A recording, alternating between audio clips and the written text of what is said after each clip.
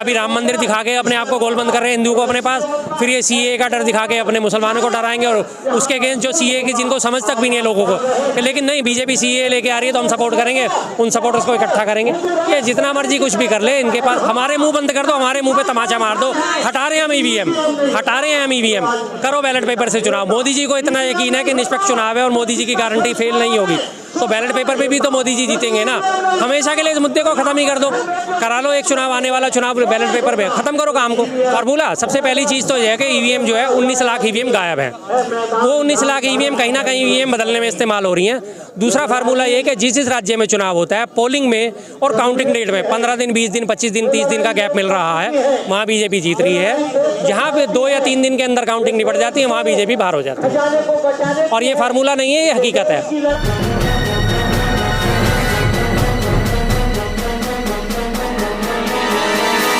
Media voice, आपकी आवाज।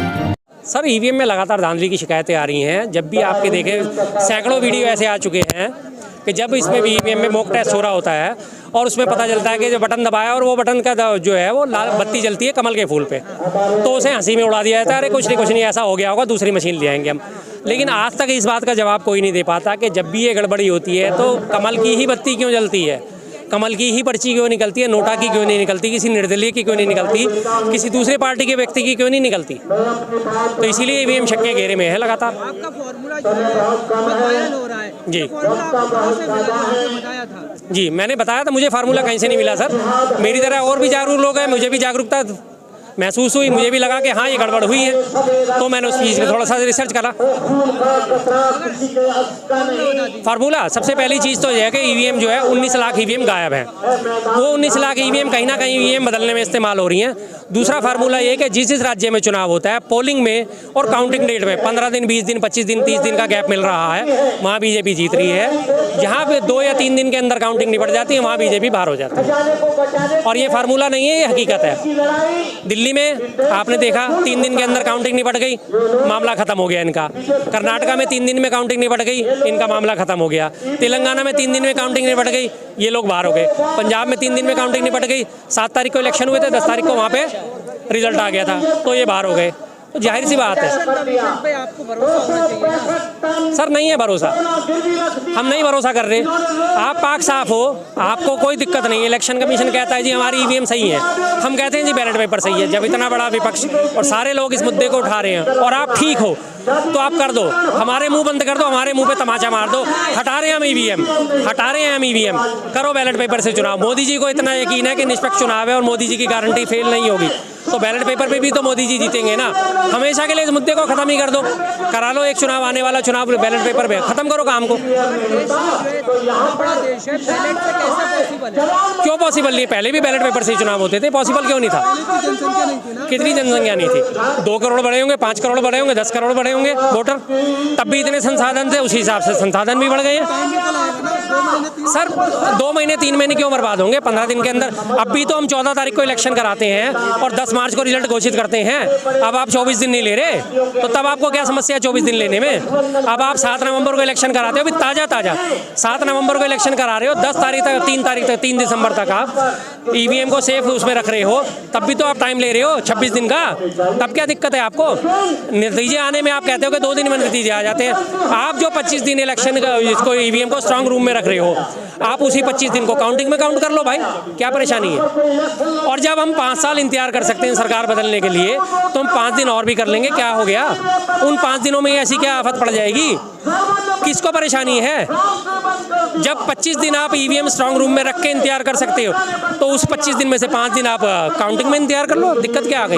आज आप बैलेट पेपर से चुनाव करके अगले 5 दिन में तो इलेक्शन काउंटिंग निपटेगी, 6 दिन में निपट जाएगी।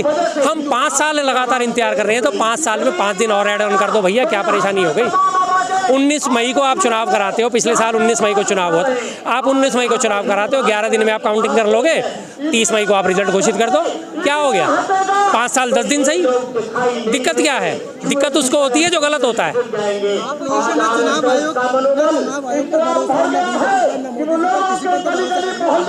भरोसा नहीं है तभी तो आज यहाँ हैं जंतर मंतर पर। हमारा भरोसा कायम कर दो, आप हटा दो ईवीएम। विपक्ष भी तो है सड़कों पर। दिग्विजय सिंह लगातार आवाज उठा रहे हैं, उदित राज लगातार आवाज उठा रहे हैं, सड़कों पे भी आ जाएंगे। अभी मुहिम शुरू हुई है, आगे बढ़ी है। सबसे पहले आज मैं इस बात में बहुत खुशी महसूस करता हूँ, सबसे पहले ईवीएम का मुद्दा मैंने ही उठाया था। जो भाई साहब ने बोला कि फार्मूला मैंने दिया था, आज उस फार्मूले को पकड़ के, उस मुद्दे को पकड़ के आज इतना बड़ा जन आंदोलन आकार ले चुका है। लेगा और लेगा, बढ़ेगा आगे। ये बात लोगों को समझ में आ रही है। मेरी वीडियो सैकड़ों की तादाद में, हजारों लाखों की तादाद में वायरल हुई थी। यही मेरा ड्रेसअप था उस दिन। आज मैं जानबूझ के इसी ड्रेसअप में आया हूँ। बस अगर ईवीएम रहेगी तो उनका दावा सही हो सकता है। ईवीएम हट गई तो वो 200 भी क्रॉस नहीं करेंगे।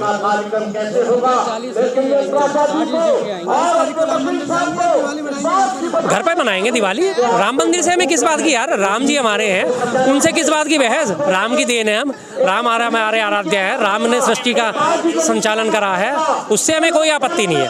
घर पे दिए जलाएंगे, खुशी मनाएंगे, सब काम करेंगे, लेकिन वोट बीजेपी को नहीं देंगे। क्या आने वाला? अच्छा सीए, हाँ वो तो वो इनकी पुरानी वो हरकतें दोबारा शुरू करेंगे। अभी राम मंदिर दिखा के अपने आप को गोलबंद कर रहे हैं हिंदुओं को अपने पास, फिर ये सीए का डर दिखा के अपने मुसलमानों को डराएंगे, और उसके अगेंस्ट जो सीए की जिनको समझ तक भी नहीं है लोगों को, लेकिन नहीं बीजेपी सीए लेके आ रही है तो हम सपोर्ट करेंगे, उन सपोर्टर्स को इकट्ठा करेंगे। ये जितना मर्जी कुछ भी कर ले, इनके पास रहना अल्टीमेटली वही 37% 40% वोट है। ये जितने सपन दिखा दें 40% से इनकी वोटिंग नहीं बढ़ने वाली। बीजेपी की फॉर्मेशन हुई और 1990 में इन्होंने धर्म का सहारा लेना शुरू करा। सबसे पहले सोमनाथ से अयोध्या की जो रथ यात्रा इन्होंने निकाली, धर्म के नाम पे तो निकाली थी। साहब है हमारे पीछे खड़े हुए, भानु प्रताप सिंह जी बोल रहे हैं दीजिए उन्हें 50 ईवीएम, वो करके दिखाते हैं। वो कह रहे हैं मैं पूरे देश में डेमो करके दिखाऊंगा। डर किस बात का है? दीजिए आप उन्हें, दिक्कत क्या है? अरे बुलाया था, वही तो बात आ रही है। जब वो बुलाया था, जब वो जाते हैं तो उन्हें वो डिटेन करके लेके चले जाते हैं। कल ही गिरफ्तार करके लेके गए हैं, कल ही गिरफ्तार करके लेके गए। बताइए कुछ तो दिखाओ, क्या? अरे सर दिखाएंगे तो तभी जब आप ईवीएम हाथ में दोगे। हम बोलते बोलते कब तक किस चीज़ को दिखा देंगे? आप ईवीएम दो, 100 50 500 ईवीएम निकालो बाजार में। सारे आईटी सेल के बच्चे हैं, पक्के प्रोग्रामिंग वाले हैं, इमीडिएट आपके सामने सारी चीज़ें हैक करके दिखा देंगे, वो खत्म कर देंगे। मजबूत इलेक्शन कमीशन को भी मजबूत कर रहे हैं मोदी सरकार। इलेक्शन कमीशन को मजबूत कर रहे हैं। इलेक्शन कमीशन को मजबूत करके लिया क्या अपने फेवर में? आज आपको याद है कि इलेक्शन कमीशन के जितने भी चुनाव आयुक्त हैं उनको सुप्रीम कोर्ट के जज का दर्जा दे दिया गया है। सुप्रीम कोर्ट के जज का दर्जा देने का मतलब है कि आज अगर इलेक्शन कमीशन के ये कमिश्नर जितने भी हैं, आयुक्त हैं, मुख्य आयुक्त या सहायक आयुक्त जितने भी हैं, अगर कल को इनके फैसले गलत साबित हो जाए, कल को इनके हेराफेरी साबित हो जाती है, तो इनके ऊपर मुकदमा नहीं चलाया जा सकता ताजिंदगी। इनको पूरी तरह प्रोटेक्ट कर दिया गया है कि कल को अगर किसी वजह से सरकार भी बदल गई तो ये इलेक्शन कमिश्नर जो है सेफ है। अब जब उनको सेफ कर दिया गया है तो इलेक्शन कमिश्नर नेचुरली अपने इनके फेवर में काम करेगा ही करेगा। बस।